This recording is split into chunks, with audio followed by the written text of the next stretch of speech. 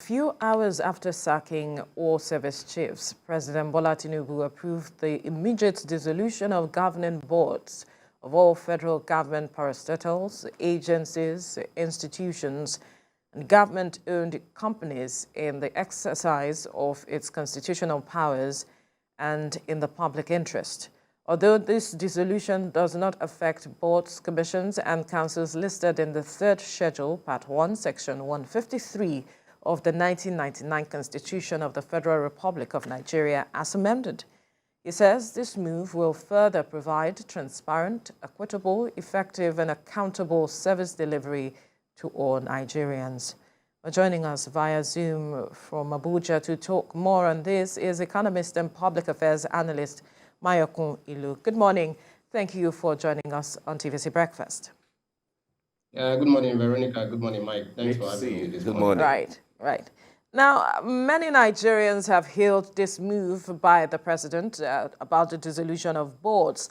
But for the understanding of some of our viewers, what is the benefit of this decision and this move by the government to dissolve these boards? Well, somebody said the best time to plant a tree was 20 years ago. The second best time is now. For some years now, our bureaucracy has been bloated and continues to get bigger and bigger despite the lean resources and dwindling resources as they were. I believe that this is an opportunity for a reset, both in terms of content and in terms of context. More than 2 years ago, I think the DG of the Budget Office mentioned that our MDAs have become a huge drain on the country's resources. Their recurrent expenditure are in trillions. And if we are spending 10 trillion on fuel subsidy and we are spending 5-7 trillion on recurrent expenditure for MDAs, more than half of which have clearly outlived their usefulness, or their usefulness is not relevant in this day and age, then something has to be done and done really fast. We can't be competing with US and other first world countries in terms of numbers of MDAs. Many of them have a duplication of efforts. Many of them have bots that are clearly not useful for this day and age. So I believe what Mr. President has done is to hit what we call a hard reset in this day and age. Let everybody go home. Let us begin now to look at what is the relevance of each of these boards, of each of the MDAs. The MDAs account for almost 1,000, the corporations to about 500 of them. I don't know what exactly we are doing. We tend to think Nigeria is a rich country. Maybe we have some resources, but clearly when you compare with the 200 million people that we have, we don't have the leeway to be spending resources the way we have. So it's an opportunity to downsize the number of MDAs that we have by a lot. If you ask me, I will tell you we don't need more than 200, 250 MDAs and corporations to run this country. Many of them clearly have duplications of efforts. They step on each other's toes and what have you. You see the bickering, you see the fights, especially with those ones that we perceive as being juicy MDAs. NDDC is a case in point, NHIS is another. You want to see, okay, what exactly can we do? The process should be the first thing that the presidency and the government at the federal level to focus on streamlining the process, so that people don't see appointment to boards as opportunities for them to maybe leave their day jobs. The fact that you are on the board of a federal government parastatal does not mean that you now leave your day job. That now becomes your pot of soup. These are people that are supposed to be chosen on account of maybe their knowledge, the kind of contributions they can bring to the running of those MDAs individually. So I've also looked at this. Another thing you can do is to have what we call super boards. You don't need board for every Tom, Dick, and Harry of an MDA.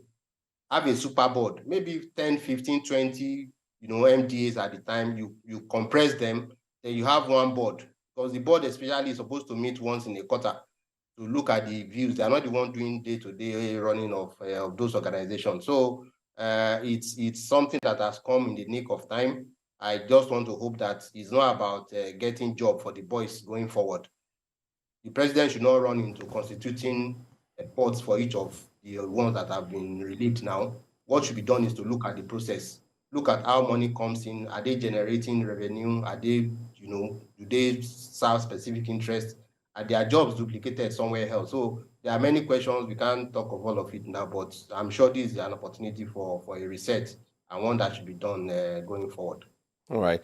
Now, we see that the boards are not the bodies that run the day-to-day activity or the process of the agencies as it is.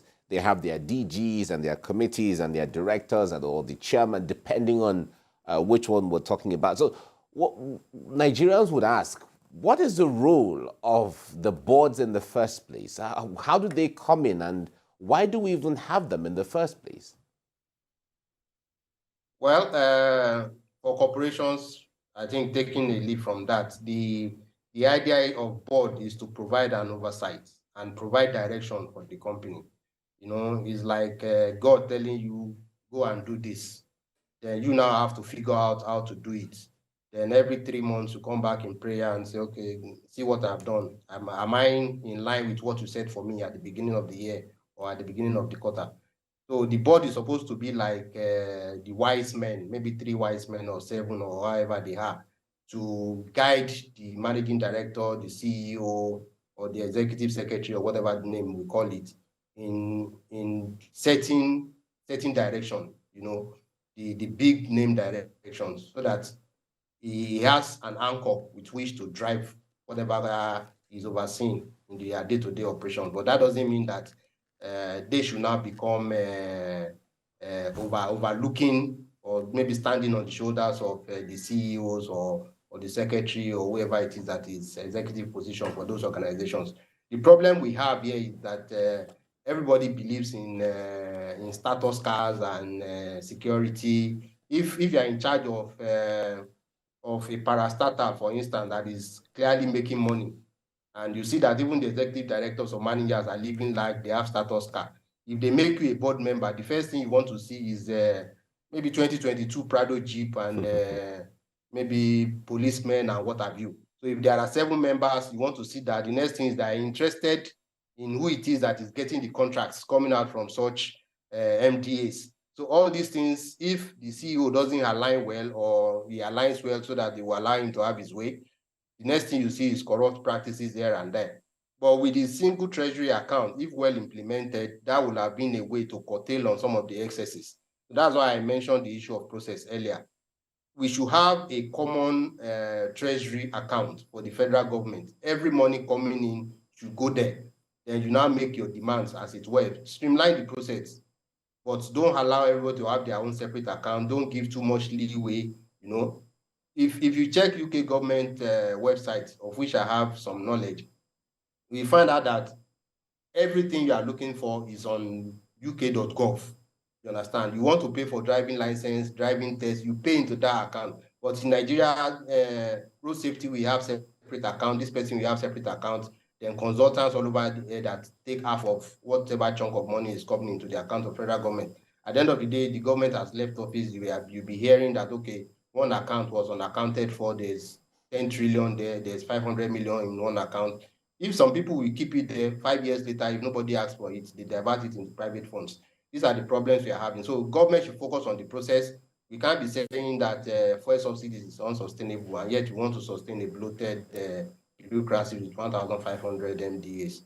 It's quite clearly not the way to go for any government that is sincere. Now, you've been speaking on hammering on the matter of government focusing on process. If you could just expatiate on what you mean by government focusing on that aspect. Okay, one of it is what exactly are we here to do? What is the function of the process? If you need to send the board appointees on trainings before they assumed whatever positions they are coming in. Please do. Some of them think it's their meal ticket. They think we've worked for the party. I've been appointed as a board member of NHIS. So at least if 1 billion is coming in as a board member, I should have some, even if it's 50 or 100 million, should come to me. You know, I want to know who are the contractors. These are not the reasons why you are appointed. You are appointed to provide oversight. How can we increase engagement? How can we increase adoption? I'm just using NHIS. It's littered everywhere. Then there are some that have duplicated efforts. You know, you are doing the same job that 3 other ministries are doing. Then, okay, even if you look at ICPC and EFCC, for instance, what differences? You know, for instance, one we tell you is I'm focused on economic crime. One we say is independent corruption. All these things are semantics. You know, look at what are their functions. Do they align? Are they crossing each other's territory? What can we do so that we don't just waste resources? You know, everybody is working for the federal government at the end of the day. So get it down to between 200 and 250 MDAs for a start. Compress them. Then look at the issue of super boards instead of individual boards, 7 to 10 people for each of them. You know, so that even if it now becomes a full day job, if you use 2 days to deal with issues concerning one particular MDA, you use another 2 days within the quarter for this one. Before you go around all the MDAs, you've done enough. So that even if you now pay you 1 million naira per month, we know that it's justified. You are actually involved in 15, 20 MDAs, for instance, and they should remove their hands from all those things that tend towards corruption. Because if it's the banana peel, by the time you start getting interested in contractors, you want to bring in your contractor, then the next thing is I actually have 5 people that need employment. Can we look at it? So if the government streamlines those processes of engagement, streamline the processes of how money comes in, how money is spent, let them account for the money that comes into their coffers, who it is, then if maybe there's an oversight on the part of federal government too, maybe an accountant general or whatever. I was watching a clip not long ago, I think about 2 months ago. The Senate was looking at the Auditor General's report of 2016 in 2023. You can imagine that, you know, I'm sure many of the boards that existed then had long gone. Then they were now talking about infractions. They wrote to the relevant MDAs, about 100 and something of them. A few of them wrote back. Some sent representatives. Many of them didn't care because that time has passed. Maybe the man has retired. Maybe he's moved on to other things.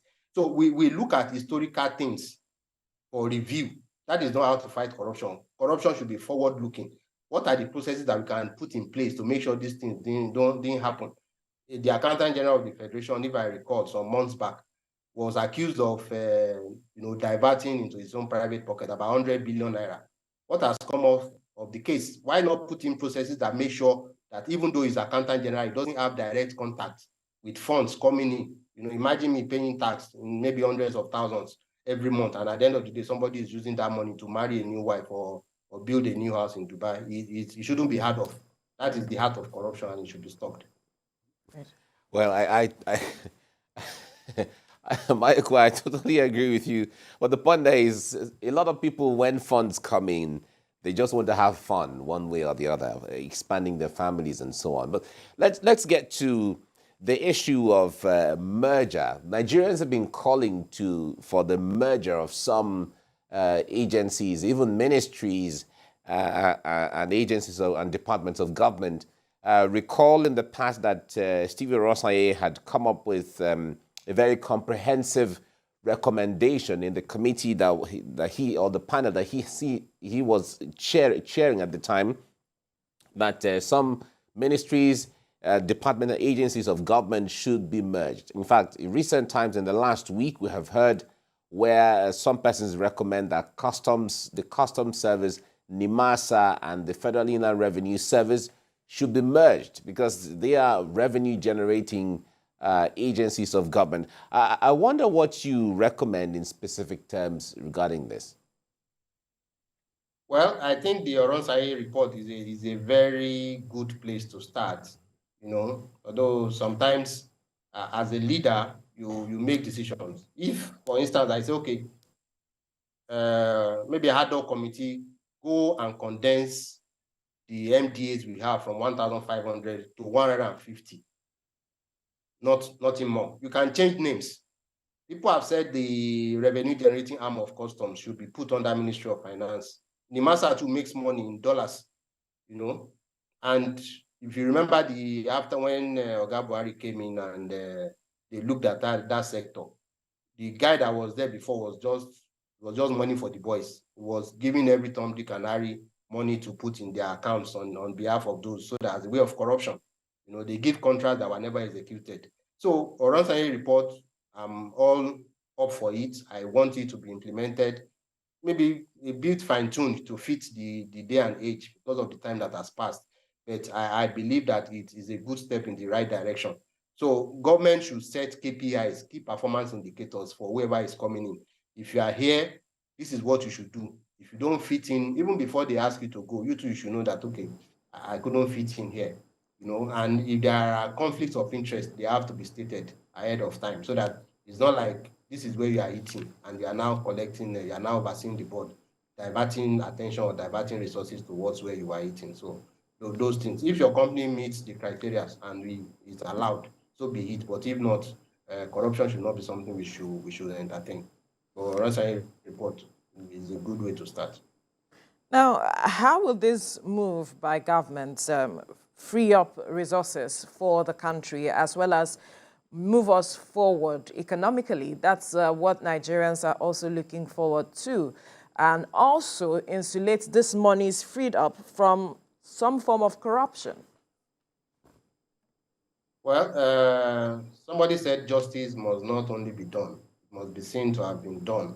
The new president has come in blazing on all cylinders. But the truth is, he's enjoying goodwill. Other than for those on the stock market, the immediate impact of his presidency, other than psychological thrill that we all experience, is more negative than positive. We've said, okay, we reduced the double exchange, triple exchange rates. Now the thing has converged at 750, not at 415. So that is some negative. Maybe over time it will come down. But as it is, that is the experience we are having. So the cost of governance is the other side. The subsidy has gone. Government has promised us that they will use that money to do infrastructure, to focus on palliatives and other things. Fine. But you have to also now show us that you mean business by reducing the cost of governance. Maybe even more than subsidy is the cost of governance, and also waivers that are given at the ports and wherever things are coming in from, to friends of people in high places. Focus on cost of governance, reduce the fleet of planes in the presidential fleet, for instance. Even other than the president, the kind of security that we have around our people. I've traveled to some countries, opportunity in my lifetime, and I've seen that people in government don't, appropriate for themselves alone security. Security should be meant for everybody. If the whole country is secure, see something, say something. It should affect everybody. It's not about, okay, I become a board member. The next thing you start seeing 10 people, being paid for by government coffers around me, milling around me. All those people, the police gets their salary, they get double salary for protecting me. Then I pay for their lunch every day. It's not coming from my pocket, if I'm a board member. It's coming from the pocket of the company to which I oversee. This should not be the case. People have learned, they have come to put every bill at the foot of the federal government. We should now learn to pay our bills, carry our loads ourselves. It might be difficult for some, but I believe if the president is serious and they show, those within the presidency begin to show determination in that direction. I give you an example. When Raji Fashola was governor of Lagos State, he wasn't using siren. Everybody adapted to that, and he kind of liked it. You can't have every Tom, Dick, and Harry going about and causing noise pollution in the area. So if we begin to downplay some of those paraphernalia of office, for instance, so maybe people will pick it and say, okay, this government is really a government of change. All right. Well, when it comes to the use of police orderlies and officers, some people see it as a status symbol, where a police officer opens the door for you, carries the bag and stuff like that. But let's get to, because we're still talking about the issue of cutting the cost of governance.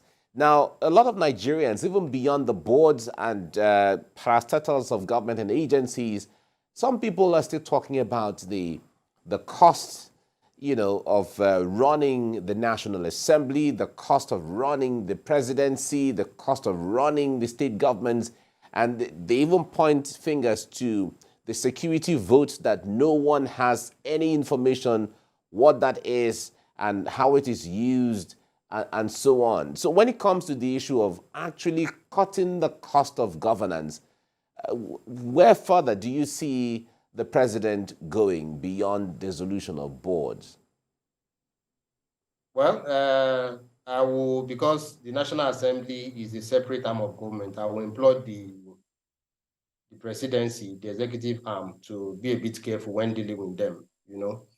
The 48 laws of power, one of the laws says preach the need for change, but never reform too much at once. So he has to be a bit careful dealing with them. You can pass the message through their leaders, but you can't come on here and be talking about the National Assembly. So as long as it is appropriated for, they will claim is their right. But what you can do is to use anti-corruption measures to make sure that, okay, you can't, even if it's your constituency project, for instance, you cannot be seen to be associated with the contractor. It's not for you to be the contractor, even if they are the legislator representing those formalities. And if a few examples are made, people will take bearing from there and know that, okay, another sheriff is in town. This cannot go on. So little things that we can do, focus on the cost of governance. Even a PA in the presidency also has a PA. And that PA, too, you see him every time he's going out with escort and stuff like that. It shouldn't really be like that. If we can focus on maybe the nut and bolt, government will look at it, okay, in terms of this, is it necessary? Everything has to be checked so that at the end of the day, we free up funds for developing the country. If the country is well developed, everybody will enjoy. It's not in the place of every Tom, Dick, and Harry to be using escorts to go everywhere. I've seen prime ministers in UK take the train that every other person is taking, and you don't see 500 or 200 or even 100 policemen, trying to protect him. That protection is meant for everybody. If the country is safe, everybody, whether in public sector or private sector, is also safe. All right. Now, there are some boards that is said that are not part of this dissolution.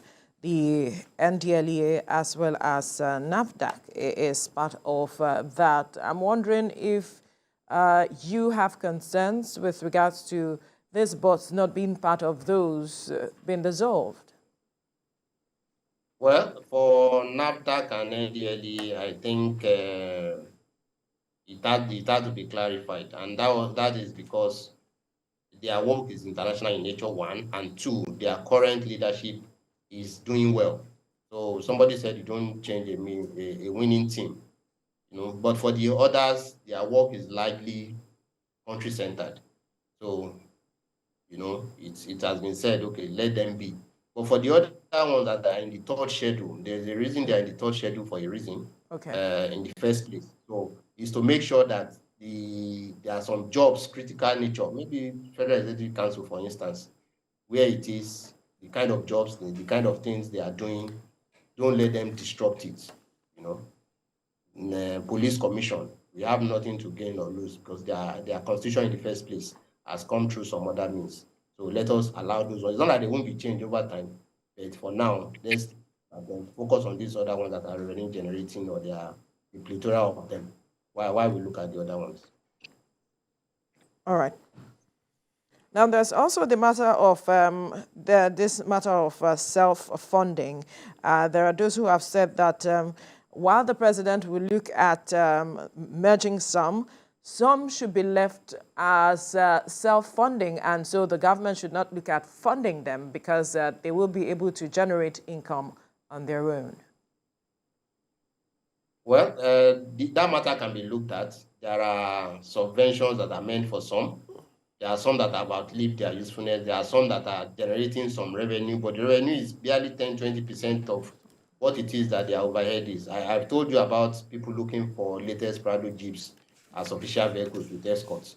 The question is, how much is this board, this parastatal, this MDA generating in the first instance. So even if you are generating all the money, the thing is we look across similar MDAs to say, okay, this is what this particular one is entitled to. Then for whatever they are worth, condense them.